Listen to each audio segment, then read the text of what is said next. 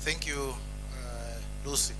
I'll be strictly to 5 minutes because the issue that I wanted to talk are the one that you have already spoken about. So,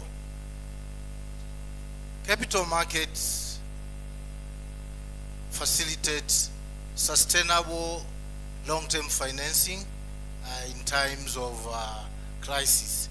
And this is done in a number of ways. One is through issuance of medium-term note programs like the one that was done by NMB, where we approved a medium-term note program worth 1 trillion, and also for the one with CRDB banks, where we approved a medium-term note program worth 780 billion. This provides opportunities and avenues for banks and financial institutions to get funds that are long-term in nature instead of relying on short-term deposits that might not be readily available during times of crisis. And by raising these funds, which are long-term in nature, they facilitate these banks and financial institutions to enhance their capital adequacy. Because what has been noted is that during crisis, what is really very critical is rising level of non-performing loans. So once you have rising level of non-performing loans, when the regulator comes in, the first thing what they do, they start doing the review of your portfolio and make an assessment, and they will do a provisioning. Now once they do the provisioning, that means your capital adequacy will be affected and therefore coming down. Now if your capital adequacy is low, that means your ability to lend will be lower. But again, if you have a high level of non-performing loans, that means you will be facing some liquidity squeeze. Now with the capital markets, we provide avenues for banks and financial institutions to access long-term funds. And in the recent 2-3 years, we have witnessed a welcoming trend by banks using capital market. And I was quite happy when Professor Lema pointed out that the good news are now coming from Africa. I think this is evidence with what happened in Tanzania, where the first green bond was issued in our market, and it is listed on the Dar es Salaam Stock Exchange. And this has been the first green bond with the biggest ticket size to be issued in sub-Saharan Africa. So this underscores the point that have been raised by Professor Lema, that now good news are coming in Africa. But I'm quite happy that on my right hand and on my left hand, I'm engulfed by CEOs who have done and facilitated issuances of this instrument that has been successfully and has put Tanzanians on the international map for innovative, long-term, sustainable finance. NMB issued the first gender bond in sub-Saharan Africa. It is listed on the Dar es Salaam Stock Exchange, but is not close, but also is close listed on the Luxembourg Green Stock Exchange. So this has helped to profile not only NMB, but also the capital market as well as the country, where we are now able to attract not only investors who are looking for returns, but investors who wants to make impact in the financial system. So if we have this kind of instrument coming to the market, that's how you are able to address challenges in the financial sector. I was quite happy when I was reviewing the IMF report on the role of capital market during crisis. I came to realize that capital markets are actively used in times of crisis as relative to what happens in times of good times. Because post-pandemic, more than 60% 66% of the issuances for sovereign was issued post-pandemic, but 32% was also issued by corporate bonds. So you could clearly see how capital markets play a pivotal role in facilitating banks and financial institutions in times of crisis. So I would call upon all players in the banking sector to work together with intermediaries in the capital market so that you design instruments that are going to facilitate addressing issues of liquidity, capital adequacy, but also on the cost of funding. And with that, we can clearly make a very big difference. Kenya Commercial Bank issued the first Sharia-compliant Sukuk bond that has been issued to the public and now is listed on the stock exchange. That has been a groundbreaking transaction that has helped other financial institutions also to design and come with Sharia compliance products. We have seen Amana Bank doing the same, but also that has opened doors to financial institutions like Iman Finance doing quite a number of issuances. So we really need to tap opportunities that are in the capital market to address these challenges during economic times. Thank you so much. Thank you very much. I think that was very, very clear and I don't need to repeat. I have one final question and I think Mr. Cosmas, if you can help us respond to this, then I will open up for the audience to also ask some questions to the panelists. Mr. Cosmas, how can banks enhance sustainability in the evolving technological advancement, climate change, and economic headwinds?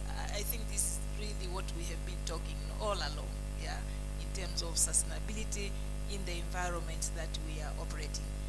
If you could use 3 minutes, I think that will be appreciated so that we can also open to the audience to ask some questions. Thank you. Thank you, Madam Ruth. Again, and I think this topic, when you talk about sustainability and also issues of climate changes and technology, I think it's important to understand that in this context, actually there are opportunities. If you look, for instance, of technological advancement and the evolution from the banking industry, from the ages where we didn't have MOBI and all that, there were a lot of worries in terms of, you know, what would happen to banking industry and all that. But today, we are very proud to say that we are operating as, you know, we are complementing each other to drive the sector ahead. This afternoon, I was talking to Geoffrey. He was telling me about the penetration of banking into Tanzania. I think 22% is for the banking sector, but if you include the MOBIs and co, then you are talking about 70 something. I'm not sure about the statistics. But that is all good news when you look at technological development. And the beauty is that now with technology, we don't really, it can happen anywhere. It's not about developed where M-Pesa is our neighbors, they did it. And we are seeing a lot of new innovations coming in, and you can mention them. Some are raising, some are not. So for me, I look at that from the banking side. For us, we need to just be keen on ensuring that we partner with the right partners, we harness the right technologies, and we put in place proper controls, because that is the most important bit. For before we adapt any new product or any new system, proper controls are in place. Now, in terms of climate risk, and we are seeing a lot of shifts and talks here and there in terms of financing fossil fuels and all that.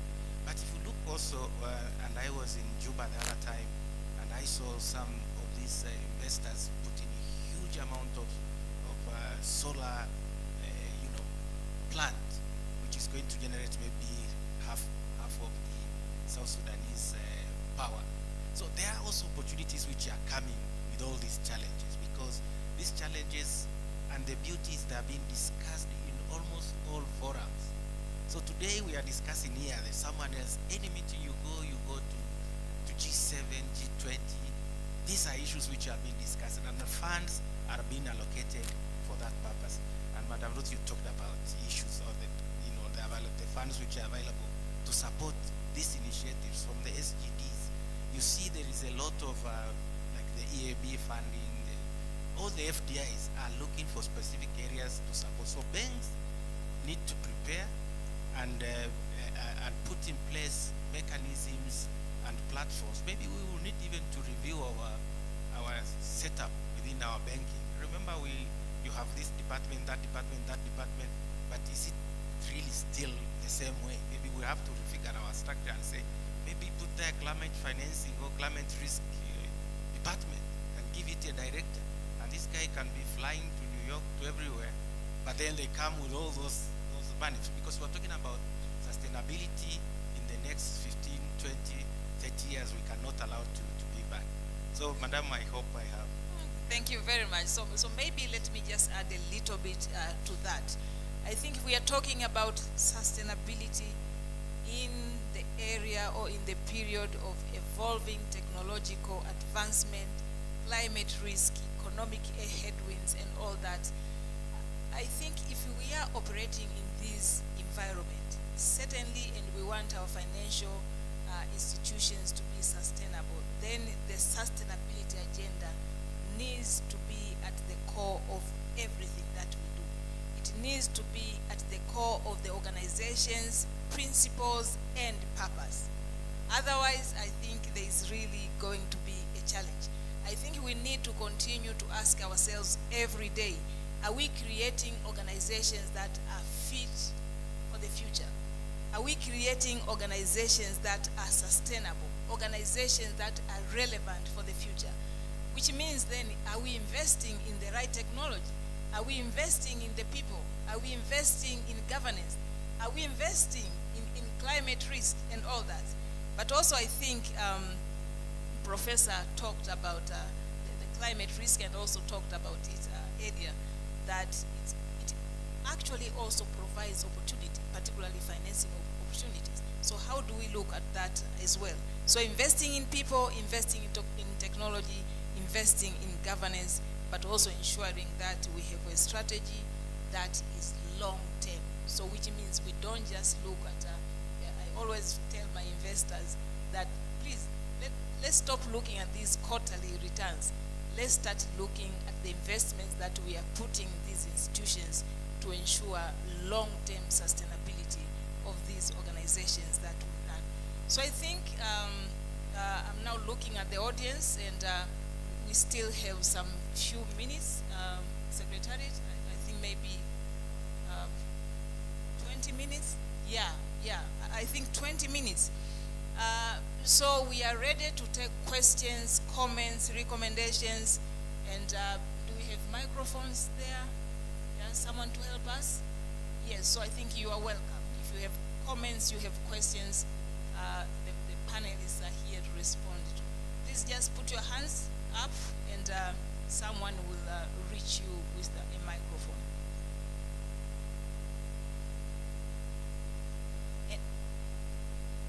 Oh, okay. There's a hand at the back. Okay, thank you very much, Chair. Thank you very much for a very nice presentation. First of all, let me declare that I'm a beneficiary under the good leadership of Professor Lema, because I attended ARIC and is the one who signed my contract. Thank you, Prof, for your spirit of building capacity in Africa. It really helped. Secondly, I have a